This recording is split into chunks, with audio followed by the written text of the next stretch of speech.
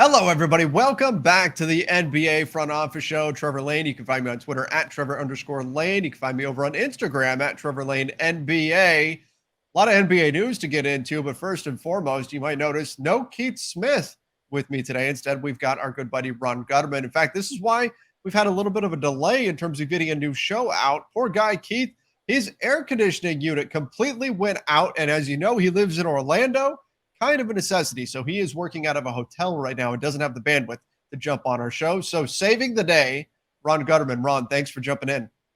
Yeah, thanks for having me. I do feel for Keith. I couldn't imagine if my AC went out, and I don't live in Orlando, so I imagine living in Orlando would be a lot worse. So, Yeah, best of luck to him. slightly toasty in the Smith residence at this point, but he's hoping by the end of the week he'll be back up and running and back at his house. But Ron, there's a ton of stuff for us to get into around the NBA. Let's start with pretty incredible news here. Victor Wembanyama could be the number one pick. It seems like he's the favorite for the number one pick in next year's draft. And he measured barefoot, mind you, not in shoes, barefoot, measured 7'4" with an 8-foot wingspan. This is absolutely ridiculous. When you hear measurements like this, you go, oh, no wonder why teams like the Jazz and the Spurs and some others are making moves, actively attempting to tank, because this guy could be a franchise-changing type of talent. Yeah, I mean, this guy is one of the more intriguing prospects that we've ever seen. The hype around him is probably greater than Zion Williamson at this point, which is like crazy to say, considering what Zion Williamson was when he was in college, when he was in his 1 year at Duke. But yeah, this is just one of those prospects that, I mean, the tank wars this season are going to be atrocious. I mean, we're already seeing it. There's 4 or 5 teams just loading up or doing the reverse, whatever the opposite of loading up is, Deloading. to try and get this number one pick. Now, no disrespect to the rest of the draft. I hear this is a fantastic draft class.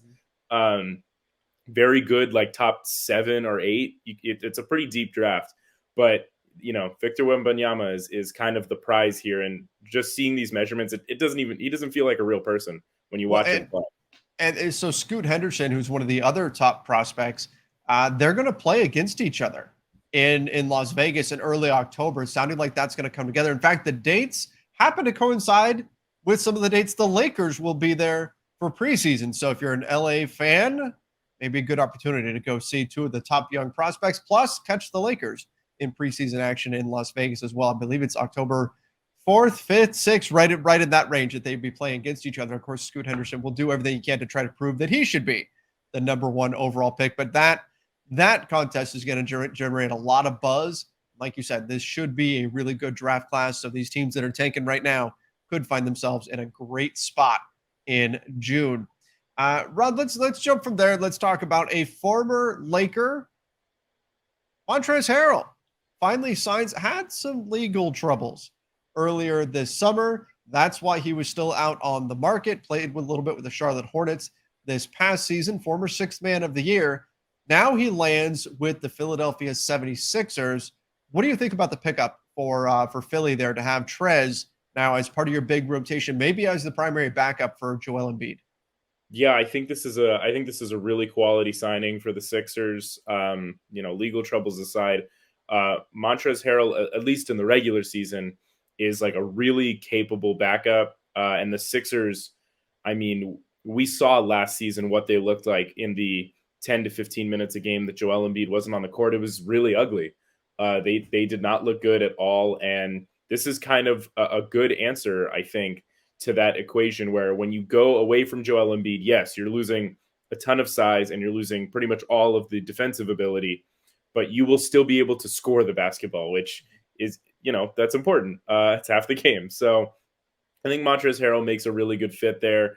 Obviously, they still have Paul Reed as a serviceable backup option, but Montrezl Harrell is one of those guys that you can kind of just plug into any offensive system, and he's going to find a way to make it work. He has the talent there. So this is better than anything they were working with last year. And he gets a 2-year deal, $5 million and change for Trez. But the second year is a player option. Have to imagine that the goal for Trez is going to be to rehabilitate his value here with the 76ers and then opt out next summer and get a bigger deal in free agency. I would have to imagine that's going to be the game plan here for Trez, and also reuniting here with former Clippers head coach Doc Rivers. So you get that reunion as well. I don't know what the market would look like for Trez, but looking ahead, 2023 doesn't look like a super deep free agency class, particularly once we start to get some extensions that kick in for some of these players that could be hitting the market. So I think it's possible that Trez could find himself in a much better situation next July. Yeah, and the interesting thing for Montrezl Harrell is actually nothing is going to change about his value until April. Everyone knows what he is in the regular season. Everyone knows that he's a great regular season player, won Sixth Man of the Year. The questions around Montrezl Harrell have pretty much, for the entirety of his career, been around his defense, and particularly his defense in the playoffs.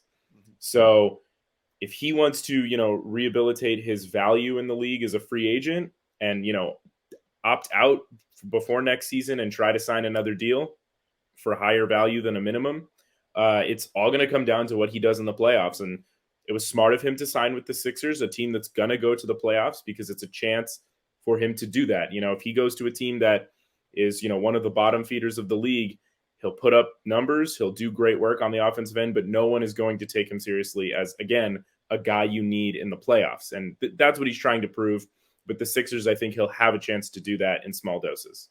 That's a great point. Yeah, Trez has had that hanging over him, this idea that he can't be on the floor come playoff time. The teams will simply switch hunt him to death. We certainly saw it a little bit when he was with the Los Angeles Lakers. We got a up close view at what can happen there. But with the 76ers, look, they've got championship aspirations. You'd have to figure they are a playoff lock at this point. I guess you never say never, given what happened with the Nets and our Lakers last season. But Montrezl Harrell has put himself in a spot where if he can go play some meaningful minutes for the 76ers come playoff time, he could go a long way towards proving that he isn't a guy that has to be benched come playoff time. So good. I think it's a good risk reward for Trez, and we'll see if he can cash in next summer on a new deal. Speaking of our Lakers, oh my goodness, Ron, Patrick Beverley got introduced to the media yesterday, but there was more buzz about not necessarily Patrick Beverley or the things that he said. And he did say some interesting things. He did make a few inflammatory comments, but most of the attention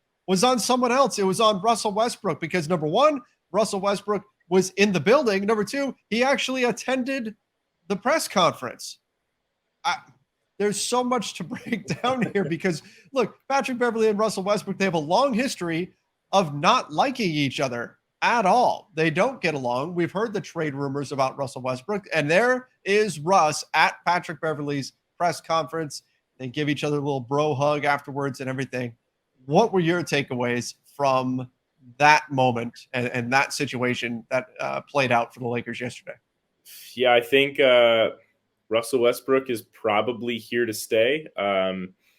It would be difficult for the Lakers to, and obviously Russell Westbrook can show up wherever he wants to show up, but it would be difficult for the Lakers to have him at that press conference knowing that they're about to trade him. I really think the narrative surrounding the Lakers now, at least the one they're trying to push, is, hey, we're going in with Russ. Like, the trades were not out there the way we thought they were going to be.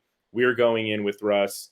And Patrick Beverley, look, there are obviously some issues between he and Russ that we've seen in past years, but it seems like they are going to try and make it work. I don't know how that's going to happen once games are actually happening. It's very easy in the offseason to say, oh no, we're all good, we're excited to play together, but then they actually have to play together. So I'm, very intrigued to see how that goes for them. And I think we will actually get that chance, because for the first time in a while, it just doesn't feel like a trade for Russell Westbrook is even on the horizon, let alone about to happen. Yeah, Jake Fisher mentioned on the Lakers Nation podcast this morning that he doesn't think that something's ultimately going to happen with Russ, and that the Jazz are pretty much the last option for the Lakers to move Russell Westbrook, and that he doesn't know if giving up both those picks to get what the Jazz could offer is really worth it. For the Lakers, if it's Bojan Bogdanovic, Mike Conley, who I think are valid players and are interesting pieces. But if that's your return and you have to give up both the 2027 and 2029 first-round picks, that's a tough pill to swallow. And I can think that's a good point, that the fact that the Lakers had a press conference That alone suggests that a trade probably isn't like imminent, right? If it was, they wouldn't be holding a press conference. And the fact that Russell Westbrook was in attendance at that press conference, it just, yeah, it all adds up to it looking more and more like Russell Westbrook will start the year with the Los Angeles Lakers, which means we're going to get trade rumors all until he's not a Laker. We're going to be hearing Russell Westbrook trade rumors all the way up until the trade deadline because we still know that they would like to ultimately move him. Again, you never know. It takes one phone call in this league for things to turn around. So look, he could be traded tomorrow. We don't know for sure, but it just feels like the way this is moving is that Russ will be on the team this coming season. What are your thoughts on Patrick Beverley and Russ playing side by side? Darvin Ham had some comments about that. Can that work? On the basketball court, purely skill wise, I actually do think there is a decent fit there.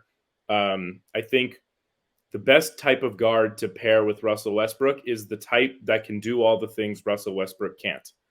And that's play solid defense, stay in front of your man, and shoot the three ball. And those are the two things Patrick Beverley does very well in this league. It's the thing that has kept him in this league for so long. He's a 3-and-D guard. And so I think if you're looking for a guard to pair with Russell Westbrook, you're saying, okay, someone that does the things that Russ can't, so Russ can focus on being Russ and isn't trying to completely change his game in the middle of the game, which we saw, some of that hesitation last year with him of like, they want him to do something different than what he is, but there's no room for him to hide anywhere. So he's stuck playing defense on, the team's best guard, the opposing team's best guard. He doesn't have to do that now.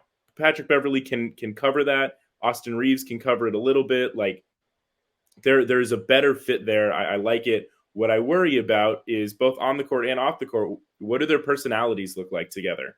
Because when you're winning, everything is fixed. Everything is solved. They're going to be best friends if they're winning. But the second a losing streak comes around, the second an ugly blowout comes, what happens? What happens to the two of them? What happens to their play styles? Do they start to clash?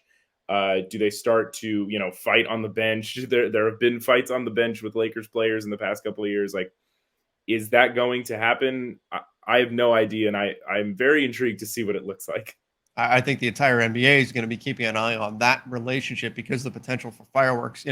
I put on my Instagram, again, cheap plug at Trevor Lane NBA, that it's a little surreal when you look at the picture that came out from the Lakers yesterday. You've got, first and foremost, you've got Russell Westbrook in a Lakers jersey. You've got in a Lakers shirt. You've got Patrick Beverley in a Lakers shirt. The fact that either one of these guys is wearing a Lakers shirt, like if you told anybody that 2 years ago, they'd be saying you're crazy. And then the fact that they are both wearing a Lakers shirt and they're smiling together. It's like we're in this strange multiverse. I don't know what reality we're in right now, but Patrick Beverley and Russell Westbrook are both Lakers and are somehow looking like they're getting along. I don't know what happened, how we wound up in this place, but it's bizarre. And again, nobody would have ever believed it if we talked about this, a year ago, a little over a year ago. Nobody would believe it. Yeah, I mean, this is one of those situations where they're going to say whatever they're going to say. It's going to look fantastic. They're going to be happy. It's going to be great. What happens when they start to lose games? Mm-hmm. And they will. This is not a perfect team. They're not going to, win 60 games. They're not going to win 50 games probably. They may not win 40 games. Like, what's going to happen when they start to lose? And I think that's going to be what everyone's watching. This is very much the honeymoon phase for every team, for not just the Lakers, for every team in the NBA. Every team feels really good because they're all 0 for 0. Nobody knows minutes or any of that kind of stuff. Everybody's feeling good. Everybody's in the best shape of their life. Everybody's put on the proverbial 12 to 15 pounds of muscle. Alex Caruso, maybe 25 pounds of muscle. You guys remember that whole meme. But this is the type of situation where it's going to be something to watch all season long, and we'll see what ultimately does happen. You mentioned losing games, particularly with this roster is not set up to make Russell Westbrook look good at all. This is very much not a Russell Westbrook team. I don't want to turn this into a Lakers Nation show, but there's going to be some bumps in the road, and we'll see how everybody handles it when that time comes. All right. From the Lakers, let's go to the opposite. The Celtics get a disabled player exception for Danilo Gallinari. Hated seeing this. At first it sounded like the Celtics had dodged the bullet, that Gallinari had dodged a bullet, and that he was going to be okay. And then we find out it was an ACL tear for his knee. I don't know why it took so long to figure that out. It felt like we had at least a few days where the belief was that everything was going to be fine and that structurally he was good.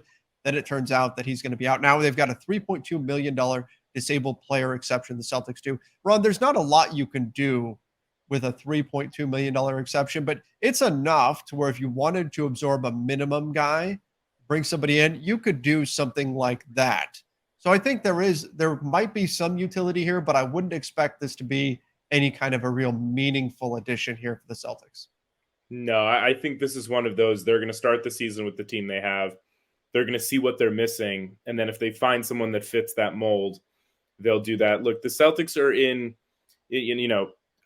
Danilo Gallinari, you feel very bad for him. This was going to be a really perfect situation for him.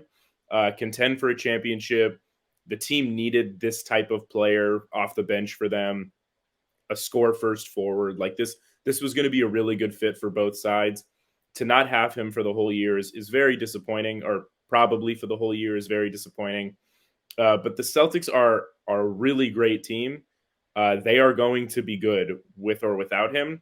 It's just about using that, disabled player exception. Hopefully you can find something around the margins that can sort of make up for what Gallinari brings, which is a decent amount. He's a very underrated player, I think.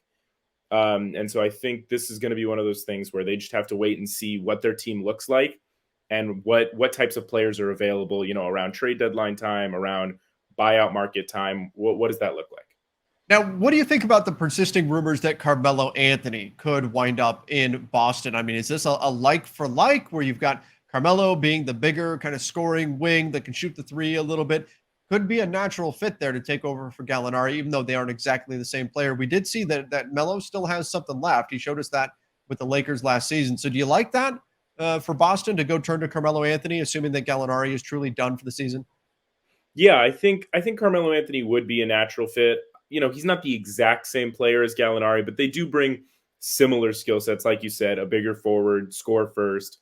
I think Carmelo showed that he still has something in the tank with the Lakers. He was one of their best players last season, which isn't saying a ton, but he was not one a of high their bar best players last season. So I think, in a limited role, you're not talking anything more than 10 to 15 minutes a night type of role. I think he'd be a pretty good fit. I think you could hide him defensively. The Celtics have so much talent there defensively that you could absolutely find a way to just hide him. He can be your worst defender. That's what they were going to have to do with Gallinari anyway. I do think Gallinari is a better defender than Carmelo Anthony by a decent margin. But they were going to have to hide Gallinari, so I'm sure they can hide Carmelo. They're just such a good defensive team. They've got the defensive pieces to make that happen. So I like that fit a lot if they do wind up going that route. But like you said, I think the Celtics are going to be good regardless. This hurts them for sure, but they've already made some big additions. Getting Malcolm Brogdon, I think, will be huge. Again, health willing. We'll see.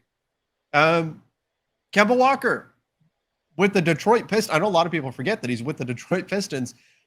We heard almost immediately, we started hearing that Kemba Walker is going to get bought out. Still hasn't happened.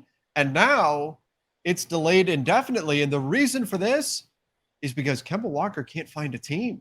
He can't find, if he gets bought out, let's say he gives back. Typically what you see happen is players will give back however much money they're going to get from their next team. So if it's a veteran minimum, let's just throw out, say, $2.6 million. Let's say Kemba Walker would say, I'm going to give back $2.6 million to the Pistons. So the Pistons pay him $2.6 million less. Kemba goes and he gets $2.6 million from some other team. And then he's made whole. He doesn't really lose any money, and he winds up getting to jump somewhere else where he can play more minutes. Maybe, you jump to a playoff team, whatever. That's typically the way we see these buyout situations work. But the problem is Kemba is now hearing that there's nobody that's really interested in picking him up. So he's not willing to give back any money. And if he's not willing to give back any money, the Pistons had no reason to really waive him, because all that does is cost them a potential trade asset. Once you waive a guy, you can't trade him. So you might as well keep that salary around in case some type of unforeseen deal pops up. So Kemba seems kind of stuck with Detroit for now, unless something happens where somebody needs a point guard and says to Kemba that they'll take him on. He's not going to want to give back more money just to go sit at home. I don't know. Ron, what are your thoughts on this? Is Kemba approaching this correctly? And are you surprised that he can't seem to find a landing spot? I'll tackle the second question first. Actually, I'm not very surprised that he can't find a landing spot. Kemba Walker, I love Kemba Walker. At his peak, I'm guarantee I was one of his biggest fans. Absolutely loved him as a player. He has not been good in a pretty long time.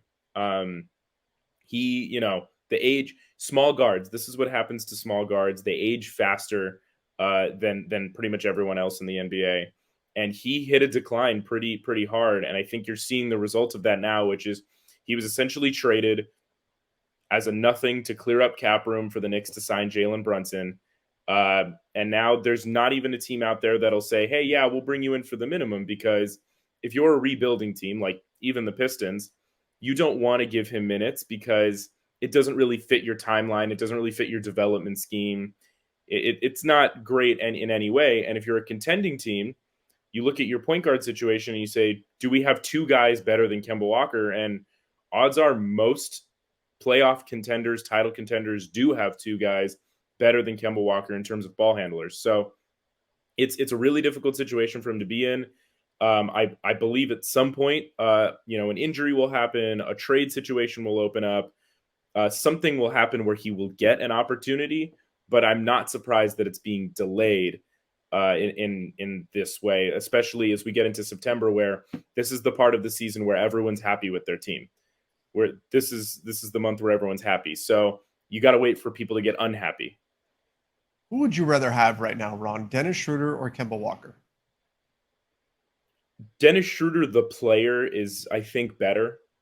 Kemba Walker, I think, is a little easier to fit into a team's chemistry and a team's culture.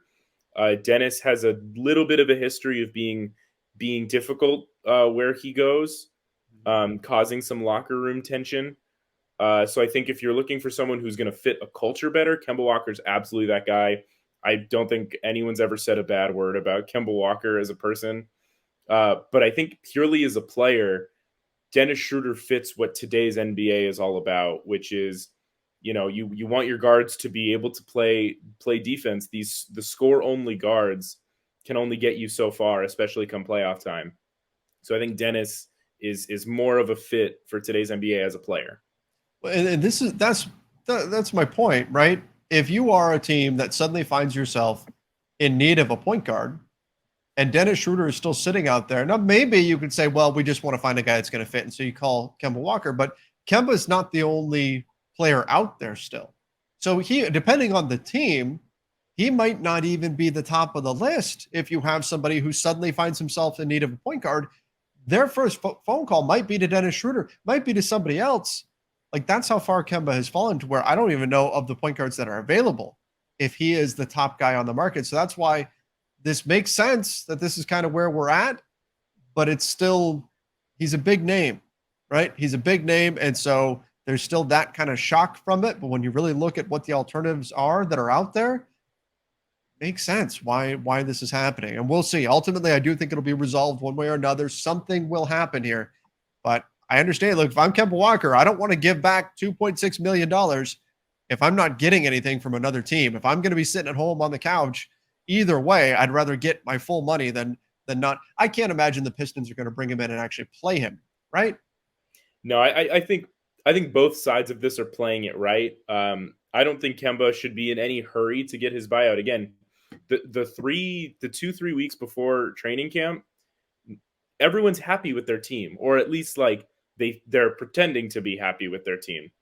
I don't think anyone's making a move for Kemba Walker right now. It's probably best to just wait until training camp, until the season starts, and then you can negotiate that buyout at any time. The Pistons will probably grant it at any time. Like they're cool. They're not in any hurry to get this done. They're happy with what they have in terms of their development roster, their rebuilding roster. So I think this is one of those things where both sides are just going to sit and wait until the team calls Kemba and says, hey, it's time to bring you in. Let's do that buyout. All right, let's finish things up by jumping over to the Knicks. They thought they had the best offer for Donovan Mitchell. Sure, yeah. Obviously, the Jazz did not agree because the Jazz sent Donovan Mitchell to Cleveland. But I wanted to get into this. I mean, we talked about this a little bit off air. you really liked what the Jazz got in return for Donovan Mitchell. You're pretty happy. If you're Danny Ainge right now, you're happy, right? Yeah, and I think the Knicks are gonna say whatever. I think a lot of this is PR, trying to say after the fact, like, no, we put together, like, basically telling the fans, hey, look, we tried. It's not our fault they picked Cleveland. Right. I The, think the that's like, Jazz the Jazz blew it. It's not our fault they made a mistake, right? That's yeah, like that's kind of the message here.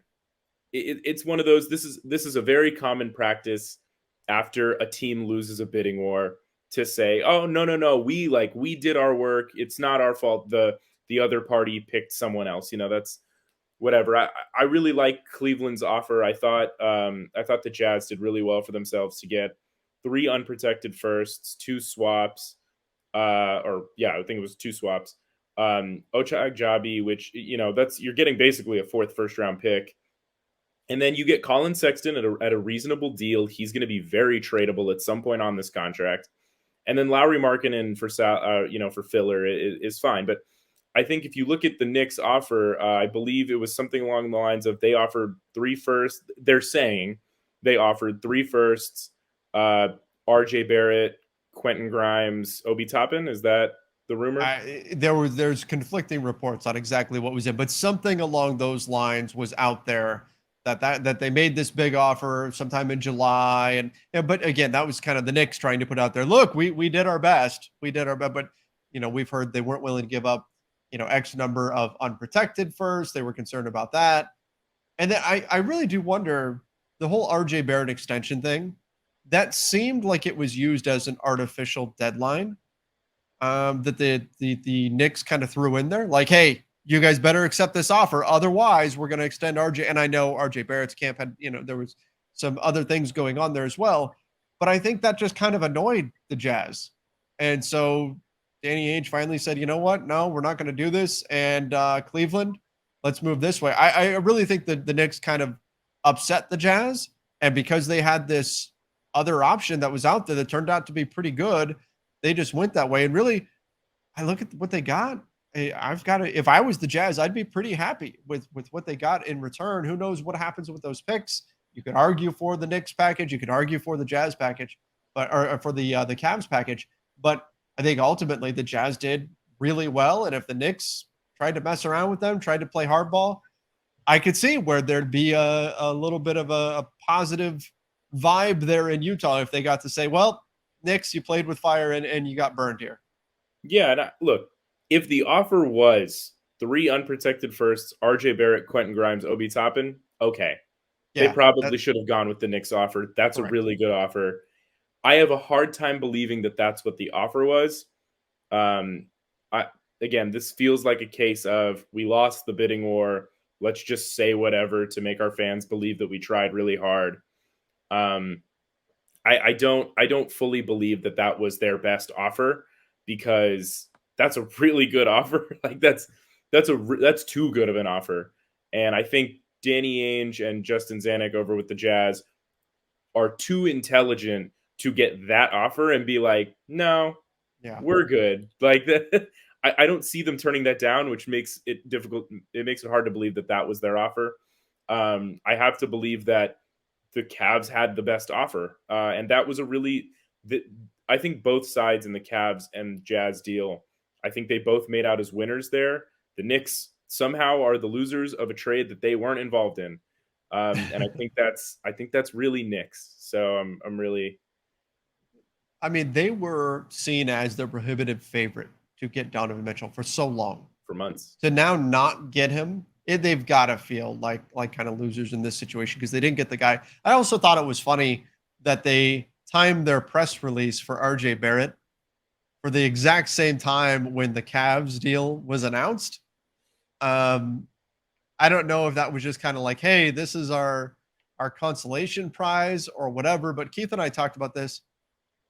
Like, I don't feel too terrible for RJ Barrett because he's getting $120 million. It's not like I'm gonna be shedding any tears or anything like that. But from the moment his extension was announced, it was like, here's this guy that has hit incredible levels of success and has achieved generational wealth potentially here, right? With this Knicks deal.